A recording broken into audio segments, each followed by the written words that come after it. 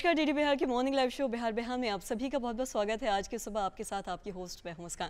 दर्शकों, नए दिन की शुरुआत हो गई और जैसा कि आप सभी जानते हैं कि हर रोज़ आपके समक्ष उपस्थित होते हैं एक विशेष मेहमान के साथ और उनसे कुछ खास बातचीत करते हैं किसी खास विषय पर। और साथ ही दर्शकों, हम ये देखते हैं कि जीवन में हर कोई आगे बढ़ना चाहता है, हर कोई सफलता प्राप्त करना चाहता है, लेकिन सफलता उन्हें ही मिलती है जो कड़ी मेहनत, लगन और दृढ़ निश्चय के साथ आगे बढ़ते हैं। वो कहते हैं ना, what you seek is seeking you. अगर आप कड़ी मेहनत और लगन के साथ कोई भी कार्य करते हैं तो जीवन में सफलता आपके पास खुद चल के आएगी। इसलिए हमें मेहनत करना कभी नहीं छोड़ना चाहिए। और साथ ही साथ अगर हम सोच की बात करें, सकारात्मक विचार के बारे में बात करें, तो हम कई बार ऐसा भी देखते हैं कि कई बार अगर हमें हार मिलती है तो हम थोड़े नकारात्मक हो जाते हैं, हम कुछ ऐसा सोचने लगते हैं जिससे हमें ही हानि पहुंचता है। इसलिए हमें भी कभी नकारात्मक नहीं होना चाहिए, हमें सकारात्मक विचार रखने चाहिए और जीवन में निरंतर आगे बढ़ते रहना चाहिए। इससे हमें सफलता ज़रूर मिलती है। और जैसा कि दर्शकों, आप सभी जानते हैं कि हर रोज़ दिन की शुरुआत एक अच्छे विचार, अनमोल वचन के साथ हम करते हैं। तो आइए देखते हैं कि आज के अनमोल वचन में आप सभी के लिए क्या कुछ है।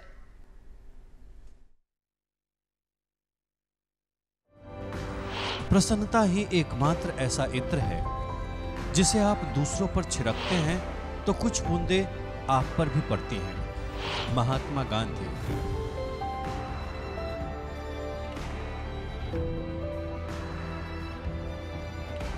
आपको बता दें कि आज स्टूडियो में हमारे साथ मौजूद है सदा रिजवी। आपको बता दें कि रीजनल पासपोर्ट ऑफिसर है। मैम नमस्कार, बहुत बहुत स्वागत है आपका। नमस्कार मैम, अगर हम पासपोर्ट के बारे में बात करें तो हम देखते हैं कि ये सरकार द्वारा एक यात्रा दस्तावेज़ है, जो आधिकारिक यात्रा दस्तावेज जो सभी को प्रदान किया जाता है। साथ ही साथ अगर हम देखें तो ये हमारी राष्ट्रीयता और साथ ही हमारी पहचान का भी एक प्रमाण है। अगर हम बात करें पासपोर्ट की तो हम देश विदेश में जाने के लिए इसका इस्तेमाल तो करते हैं, साथ ही साथ इससे और कुछ सुविधाएं हमें मिलती है दूसरे विदेश में, इस बारे में भी आप हमें थोड़ा बताएं। मुस्कान जी, आपने बहुत अच्छी बात से शुरुआत की आज के कार्यक्रम की। तो उसमें आप देखेंगे कि तेज़ी से पासपोर्ट के आवेदकों की बढ़ोतरी हो जाती है। वो क्यों हो जाती है? क्योंकि जब हम विकसित होने लगते हैं तो हमें लगता है कि अब हम अपनी जगह छोड़ के कहीं और भी जाने के लिए तैयार हैं, वो उड़ान भरने के लिए तैयार है, चाहे वो रोज़गार के लिए हो, चाहे वो पढ़ाई के लिए हो या महज घूमने फिरने के लिए हो। इससे ख़यालात का आदान प्रदान होता है और साथ ही साथ आपका जहन खुलता है, आपको आर्थिक लाभ भी होता है। आप विदेश जाते हैं, बहुत लोग हमारे बिहार से रोज़गार की तलाश में जाते हैं या पढ़ाई करने जाते हैं। वो क्यों जाते हैं? ताकि उन्हें बेहतर अवसर मिले। तो एक तरह से पासपोर्ट को हमें ये मानना चाहिए कि बिहार में अगर मैं बात करूं कि पिछले साल हमने 4,22,000 के आसपास पासपोर्ट आवेदनों को प्रोसेस किया और पिछले 5 सालों में ये आंकड़ा 2 गुना बढ़ गया है, 2 से 3 गुना बढ़ गया है। तो बहुत तेज़ी से आवेदक बढ़ रहे हैं। अब इसके फ़ायदे पे अगर हम बात करें, पासपोर्ट एक ऐसा दस्तावेज़ है जो बहुत मुश्किल से मिलता है। पर मुश्किल का मैं थोड़ा सा विस्तार से समझा दूं। मुश्किल का मतलब ये नहीं है कि आम आदमी को रसाई नहीं है, बल्कि बहुत आसान हो गया है बनाना पासपोर्ट। पर उसमें क्योंकि इतनी जांच होती है, इतनी जांच पड़ताल होती है जो आम दस्तावेज़ों में नहीं होती। जैसे हम आधार की बात करें या पैन कार्ड की बात करें या कोई भी दस्तावेज़ की बात करें, क्योंकि इस दस्तावेज़ में पुलिस वेरिफिकेशन होता है, पुलिस की जांच होती है। तो इस वजह से मुश्किल है। पर अगर आपके कागजात सही हैं, सब कुछ सही है, तो फिर बहुत ही आसान है बनना। करीबन साधारण पासपोर्ट 15 दिन में बन जाता है और तत्काल का पासपोर्ट आपको 3 दिन में हम दे देते हैं जी। और इसके अलावा जो फ़ायदे हैं, आप जब विदेश जाते हैं, जैसा कि मुस्कान जी ने आपने सही कहा कि ये हमारी एक पहचान है। तो विदेश में जब भी आप जाते हैं, अगर मान लीजिए आपको कोई वजह से ट्रैफिक पुलिस ने पकड़ लिया, तो सबसे पहले वो आपसे पूछेंगे, अगर आपकी नागरिकता पे शक हो जाता है कि आप बाहर से हैं, तो वो पूछेंगे आपका पासपोर्ट कहाँ है। तो पासपोर्ट आपका एक लौता दस्तावेज है जो आपकी पहचान का प्रमाण है विदेश में। भारत की बात करें, अपने खुद के देश की बात करें, तो अभी हम जैसा देख रहे हैं कि एक एक तरह से लोगों के अरमान उसमें बंधे हुए रहते हैं, क्योंकि बहुत लोग हमारे पास आते हैं, बोलते हैं हमें पासपोर्ट बनाना है। तो मैं जब पूछती हूँ कि क्यों बनाना चाहते हैं, बोले बस ऐसे ही बनाना चाहते हैं, शायद किसी दिन विदेश जाना हो। तो ये एक तरह से एक ख्वाब और एक सपने उस दस्तावेज़ में घुसे हुए हैं। और जब आप रोज़गार के लिए अप्लाई करते हैं कोई भी जॉब के लिए, कोई मल्टीनेशनल कंपनी, तो बहुत सारे ऐसी कंपनीज़ हैं जो आपका पासपोर्ट मांगते हैं। तो उससे एक तरह से आपकी क्रेडिबिलिटी कि आप सही हैं, आपका चरित्र सही है, ये इसका प्रमाण मिल जाता है। जी, और साथ ही अगर हम पासपोर्ट धारक की बात करें, अगर उनका जो भी वैलिड वीज़ा है, अगर वो टाइम पीरियड से ज़्यादा वो किसी भी कारणवश वहाँ पे वो रुक रहे हैं या फिर कोई भी कारण की वजह से अगर वो टाइम पीरियड को वो क्रॉस करते हैं, तो क्या ऐसे में उन्हें क्या करना चाहिए, कहाँ जाना चाहिए ताकि वो किसी मुसीबत में ना पड़े? इस बारे में भी आप थोड़ा बताएं, क्योंकि ऐसे में लोग काफ़ी घबरा जाते हैं। जी, बहुत अहम सवाल है। हम पहली बात तो हमेशा ये कहते हैं कि आप सही कागजात के बुनियाद पे अपना पासपोर्ट बनाएं, फ़र्ज़ी दस्तावेज़ के बुनियाद पे पासपोर्ट ना बनाएं। दूसरी बात ये है कि पासपोर्ट जब बन जाता है तो उससे ज़रूरी नहीं है कि आप विदेश जा सकते हैं। विदेश जाने के लिए ज़्यादातर देशों में वीज़ा की ज़रूरत होती है। वीज़ा उस देश का जो दूतावास दिल्ली में होता है वो आपको देता है, और कुछ देशों के दफ्तर और भी जगह पे, जैसे बेंगलुरु हो गया, मुंबई हो गया, बड़े शहरों में, तो उधर भी वीज़ा आप ले सकते हैं, वहाँ से भी। तो अब जब आप वीज़ा आपके पास है और पासपोर्ट है, वो वीज़ा में आप देखेंगे और पासपोर्ट में भी देखेंगे कि वैधता लिखा रहता है कि इस तारीख तक ये वैध है। ये ध्यान हमेशा रखना चाहिए कि वैधता अगर नहीं होगी तो आप गैर कानूनी तरीक़ों से उस देश में रहेंगे, जिसका मतलब है कि आप पे काफ़ी कार्रवाई हो सकती है। अगर मान लीजिए अनजाने में, जानबूझ के तो जाहिर सी बात है आप मत करिएगा, पर अगर अनजाने में ये हो जाता है, आप भूल जाते हैं कि आपका वीज़ा एक्सपायर हो गया है, अब वैध नहीं है, तो आप भारतीय दूतावास जाएं और वहाँ पे हमारे कॉन्सुलर ऑफिसर होते हैं, वहाँ से आप संपर्क करें, चाहे ईमेल करें और अपनी बात को सामने रखें, और वो आपकी फिर मदद कर देते हैं। और साथ ही साथ वो वहाँ पे जो कार्यालय, जिस देश में भी आप हैं, वहाँ पे वीज़ा एक्सटेंशन की फैसिलिटी होती है। जैसे हमारे यहाँ जब विदेशी आते हैं और उनका वीज़ा एक्सपायर हो जाता है, तो फिर हम FRRO जो कार्यालय है, फॉरेनर्स रजिस्ट्रेशन ऑफिस, वहाँ से हम वीज़ा के लिए वो नागरिक अप्लाई करें, और हम वीज़ा अगर सही है, सब चीज़, सारे दस्तावेज सही हैं, तो वीज़ा एक्सटेंशन मिल जाता है। तो कोई भी पासपोर्ट समस्या हो तो आप भारतीय दूतावास जाएं। अगर वीज़ा का मसला हो तो उस देश के अंदर एक कोई कार्यालय, कोई व्यवस्था ज़रूर होती है जो वीज़ा एक्सटेंशन करवाती है, तो आप वहाँ अप्लाई करें। और वैसे तो कोई भी काम के लिए भारतीय नागरिकों के लिए, अपने लोगों के लिए भारतीय दूतावास सदैव सेवा में रहता ही है। जी, और साथ ही अगर हम वीज़ा के बारे में बात करें तो ऐसे कौन कौन से देश हैं जहाँ पे वीज़ा की ज़रूरत पड़ती है? आज हम ये भी देखते हैं कि बहुत से ऐसे भी देश हैं जहाँ पे वीज़ा ऑन अराइवल होता है, और बहुत सारे देश ऐसे भी हैं जहाँ पे वीज़ा बनवाने के लिए या फिर अप्रूवल के लिए भी काफ़ी लंबा समय लग जाता है। तो इसका कारण क्या हो, साथ ही साथ वीज़ा का अगर हम मतलब जानें तो इसका सही मतलब क्या है, थोड़ा आप हमारे दर्शकों को बताना चाहेंगे? देखिए, पासपोर्ट आपका देश देता है। अगर जिस देश के आप नागरिक हैं वो देश आपको पासपोर्ट देगा, पर पासपोर्ट मिल जाने से ये तय नहीं होता है कि आप एक तरह से विदेश जा सकते हैं। विदेश जाने की, कोई भी दूसरे देश में कदम रखने की अनुमति 2 तरीक़ों से होती है। बल्कि एक बड़ा तरीका तो ये है कि 2 देश आपस में तय करते हैं कि हमारे और आपके लोग एक दूसरे के देश में कैसे आएंगे। तो जैसे अगर हम नेपाल की बात करें, भारत और नेपाल ने तय किया है कि ना पासपोर्ट की ज़रूरत है, ना वीज़ा की ज़रूरत है। वहाँ पे एक चेक पॉइंट बना हुआ है बॉर्डर पे, सरहद पे, और आप आना जाना कर सकते हैं। पर वो इसलिए कायम हुआ क्योंकि 2 देशों ने, यानी कि इंडिया ने और नेपाल ने तय किया कि ये हम अपने नागरिकों को ये सुविधा देंगे। पर ये चीज़ अगर आप मिसाल के तौर पे फ्रांस जाना चाहें तो ये लागू नहीं है कि आप चले गए, एक टिकट आपने खरीदी और आप एयरपोर्ट चले गए और फिर वहाँ से आप फ्लाइट में बैठ गए, आप बैठ ही नहीं पाएंगे। क्यों? क्योंकि वो सबसे पहले इमिग्रेशन काउंटर पे देखा जाता है कि वीज़ा है कि नहीं।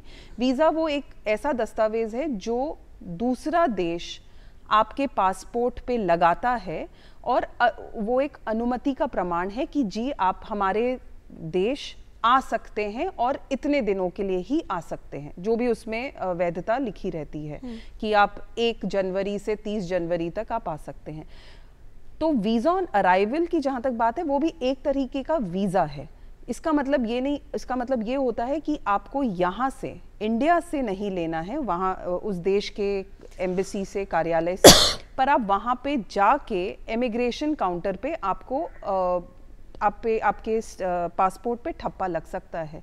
तो कहने का मतलब है कि ये सारी चीज़ें इसलिए होती है कि कोशिश हर देश की ये रहती है कि मेरे देश में लोग आसानी से आ सकें और मेरे देश के लोग भी आसानी से बाहर दूसरे देशों में जा सकें। इसकी अहम बुनियाद ये कैसे तय होता है कि कितना आसान या कितना मुश्किल है, 2 देशों के बीच के आमतौर पे रिश्ते कैसे होते हैं, उस पे निर्भर होता है कि आप कितनी आसानी से जा सकते हैं, नहीं जा सकते। उसके अलावा सिर्फ यही नहीं है, मान लीजिए देश के रिश्ते बहुत अच्छे हैं, जैसे भारत की अगर हम बात करें, ज़्यादातर देशों के साथ हमारे बहुत अच्छे संबंध हैं, पर फिर भी आप देखेंगे कि कुछ देशों में दिक्कत होती है जाने में, वीज़ा मिलने में, या तो वक्त ज़्यादा लगता है या फिर कई बार मिलता भी नहीं है। वो इसलिए होता है, इसलिए नहीं कि क्योंकि हमारे संबंध अच्छे नहीं हैं, हमारे रिश्ते अच्छे नहीं हैं, वो इसलिए होता है कि बहुत सारे और भी वजहात हो जाती है जिसकी वजह से वो देश या हम लोग तय करते हैं कि नहीं, इसमें थोड़ी सी प्रक्रिया, मतलब थोड़े से दस्तावेज हमें ज़्यादा चाहिए, या कई बार डिमांड एंड सप्लाई की वजह होती है। मिसाल के तौर पे यूएस, बहुत सारे लोग हमारे यूएस में हैं, अमेरिका में हैं, तो अमेरिका में तादाद इतनी है जाने वालों की कि वो उसकी भरपाई ही नहीं कर पाते। तो इस वजह से भी, तो ऐसे कई वजह होती है जिसकी वजह से वीज़ा कई बार मुश्किल से मिलता है, कई बार नहीं मिलता है, कई बार आसानी से भी मिल जाता है, कई बार कुछ जगह पे, जैसे नेपाल की बात करें तो वीज़ा की ज़रूरत नहीं है। तो वो हर देश के साथ हमारे जो समझौता हुआ है उसके ऊपर ये आधारित होता है। जी, साथ ही अगर पासपोर्ट की बात करें तो क्या कई बार ऐसा भी देखा जाता है कि पासपोर्ट का लोग गलत यूज़ भी कर लेते हैं यहाँ माइग्रेशन के वक्त में या फिर कुछ ऐसे में। मैं आपसे जानना चाहूँगी, अगर ऐसा होता है तो इस पर कैसे रोकथाम लगाया जा सकता है ताकि ऐसी कोई भी चीज़ ना हो सके? आपने सही कहा कि पासपोर्ट का गलत इस्तेमाल हो रहा है और हम रोज़ अखबारों में आप देखेंगे कि उसका गलत प्रयोग किया जाता है और इसकी कई वजह होती है। जाहिर सी बात है, जिनके जहन में खुराफात है, आपके पास मान लीजिए दस्तावेज़ पूरे नहीं हैं पर आपको बनाना है पासपोर्ट, या आपने एक पासपोर्ट बनाया है उस पर कोई और आपके ऊपर केस दर्ज है, तो अगर केस दर्ज है तो हम पासपोर्ट नहीं देते हैं। केस मतलब चार्जशीटेड है, तो उसके लिए फिर लंबी प्रक्रिया होती है, कोर्ट का ऑर्डर चाहिए होता है वगैरह वगैरह। तो बहुत लोग छोटा रास्ता निकालने के लिए और कानून के रास्ते पे ना चल के हट के काम करना चाहते हैं, तो पासपोर्ट का गलत तरीके से इस्तेमाल करते हैं। मिसाल के तौर पे मेरा पासपोर्ट घूम गया, तो वो घुमा हुआ पासपोर्ट लेके उसमें बदलाव करके उसका इस्तेमाल किया जाता है। और मेरा पासपोर्ट मिसाल मान लीजिए आपने ले लिया और उसको गलत तरीके से इस्तेमाल करके आप विदेश चली गई, पर इसमें खुश होने वाली बात बहुत ज़्यादा नहीं है, क्योंकि ये खुशी जो है लम्हाती है कि आपको लगता है कि हाँ चलिए मेरा तो काम हो गया, पर कहीं ना कहीं कभी ना कभी आप पकड़े जाएंगे, क्योंकि पूरी चीज़ें, पूरा डेटाबेस जो है वो ऑनलाइन हो चुका है और अब हम आर्टिफिशियल इंटेलिजेंस का भी इस्तेमाल कर रहे हैं। तो जैसे जैसे सिस्टम सोफिस्टिकेटेड हो रहे हैं, ये चीज़ें पकड़ में आने वाली हैं। कुछ चीज़ें छूट जाती हैं, पर बहुत कम ऐसी चीज़ें होंगी, पासपोर्ट्स होंगे जो पकड़ में नहीं आएंगे। बल्कि आज मुझे खुशी हो रही है बताते हुए कि आज से हम चिप बेस्ड पासपोर्ट्स को लॉन्च कर रहे हैं, जिसका मतलब ये है कि अब जब भी आप पासपोर्ट के लिए अप्लाई करेंगे, आपको एक पासपोर्ट मिलेगा जिसमें एक चिप रहेगा। वो चिप आपको और मुझे नहीं दिखेगा, क्योंकि वो चिप उसमें घुसा रहता है पासपोर्ट के कवर में, और वो चिप में सारा डेटा रहेगा। तो टैम्परिंग जिसको हम कहते हैं, पासपोर्ट का गलत इस्तेमाल करना, वो लगभग नामुमकिन हो जाएगा।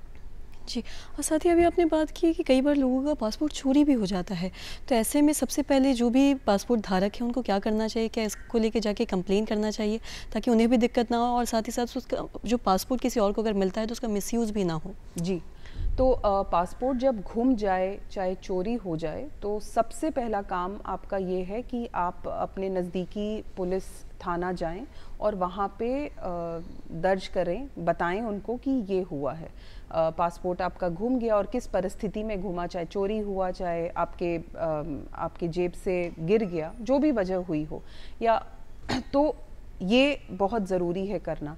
क्योंकि इसलिए भी ज़रूरी है क्योंकि जब आप अप्लाई करेंगे वापस पासपोर्ट के लिए, तो आपको लॉस्ट कैटेगरी में अप्लाई करना है, और लॉस्ट कैटेगरी में जब अप्लाई करते हैं तो सिस्टम आपसे बोलेगा कि आप पुलिस की जो शिकायत आपने की है उसका दस्तावेज़ को अपलोड करें, चाहे जमा करें अपने पासपोर्ट कार्यालय में। उसके बिना आपका आवेदन पे कार्रवाई होगी ही नहीं।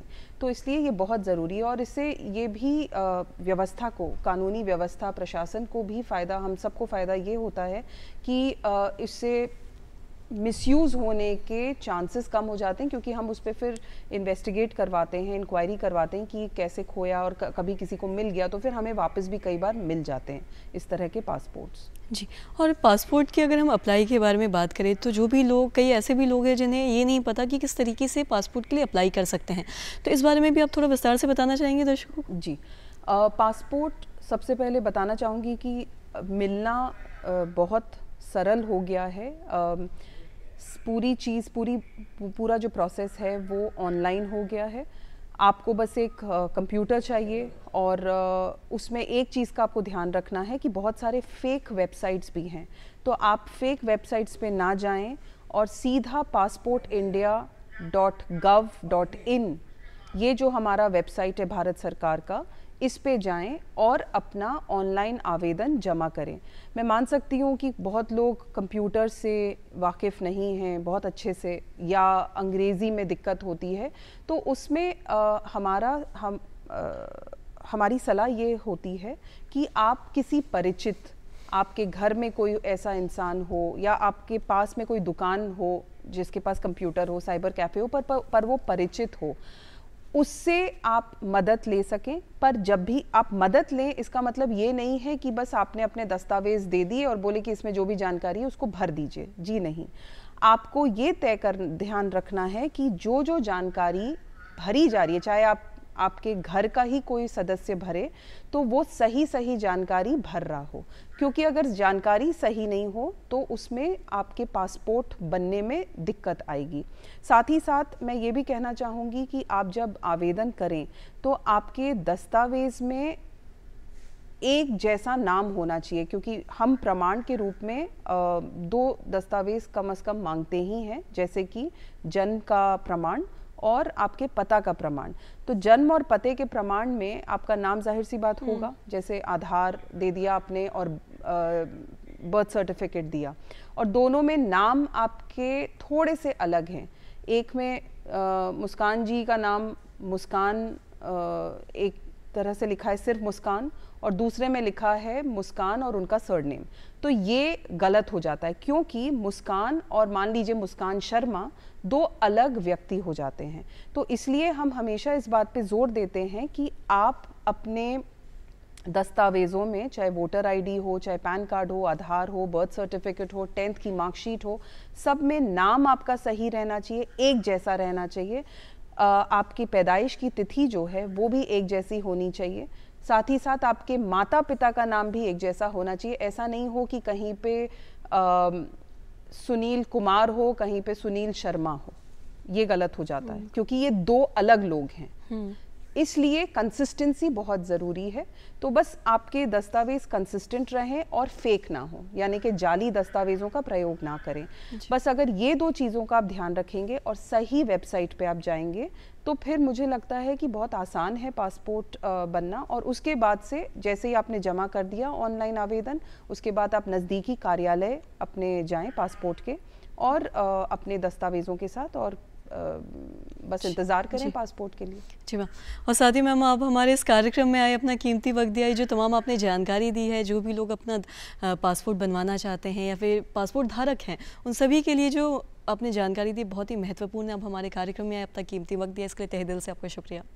आपका भी बहुत बहुत शुक्रिया। वक्त तो चला है आपसे अलविदा लेने को। जैसा कि जाने से पहले हम आपसे रिक्वेस्ट करते हैं, ये गुजारिश करते हैं कि आप हमें खत भेजें जिससे हम ये जान सकें कि आपको आज का ये हमारा कार्यक्रम कैसा लगा। तो फटाफट उठाए पेन कॉपी और नोट करें। हमारा पता है कार्यक्रम बिहार अभियान, निदेशक DD बिहार, दूरदर्शन केंद्र पटना, फ्रेजर रोड। साथ ही हमारा पिन कोड है 8000001 और हमारा email ID है director@ddkpatna@gmail.com। तो इसी के साथ दर्शकों, मुझे और मेरी पूरी टीम को दीजिए इजाज़त। अगले दिन मिलेंगे एक नए मेहमान के साथ और एक नए विषय के साथ फिर। तब तक मुझे दीजिए इजाज़त। नमस्कार।